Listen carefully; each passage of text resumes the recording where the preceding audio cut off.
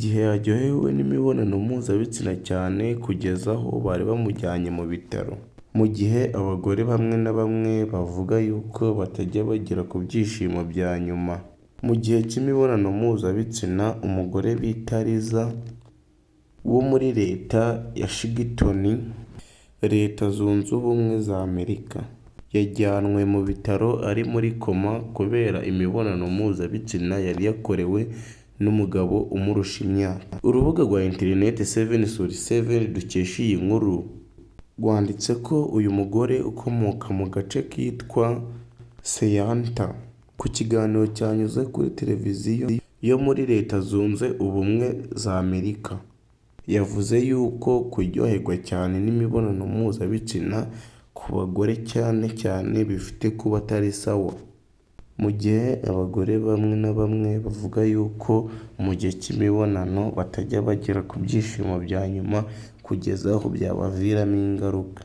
Umugore bita Liza wo muri Leta Zunze Ubumwe za Amerika yajyanwe mu bitaro ari muri koma nyuma y'amasaha 3 yari amaze yaryohewe n'imibonano mpuzabitsina. Urubuga rwa interineti 7/7 dukesha iyi nkuru rwanditse yuko uyu mugore ukomoka mu gace kitwa Sayantera, mu kiganiro cyanyuze kuri televiziyo yo muri Leta Zunze Ubumwe za Amerika, byavuze yuko kuryoherwa cyane n'imibonano mpuzabitsina byatumye ajyanwa mu bitaro by'indembe.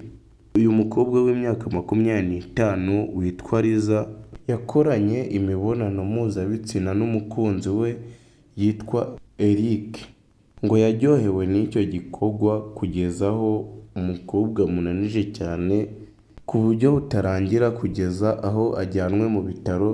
Liza mu gihe yari amaze kuzanzamuka yagize ati, ibi byose nakoze ni uko nari nanyweye divayi, ntabwo nari namenye ingaruka byaza kuvamo. Abwira muganga ati, muganga rwose mbabarira sinzongera kugwa mu cyaha nk'iki. Uyu mukobwa bita Liza akaba ari umwana ufite imyaka 21 y'amavuko, akaba avukana n'abana 6, akaba ari umwana wa gatatu. Uyu mwana rero akaba kugira ngo akore imibonano mpuzabitsina akaba ari uko yaba yarabyumvishije iwabo nabo baba bari kuyikora kugira ngo afate uyu muco.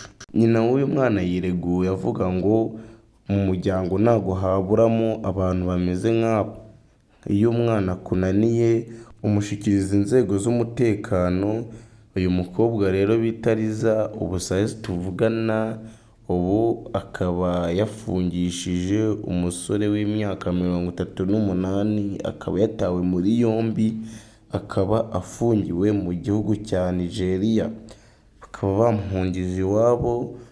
Rero jyewe ukurikiye nitwa Aime, kora subscribe ufungure inzogera kugira ngo tuze dukurikirana 5 kuri 5. Ciao ciao, ndabakunda cyane.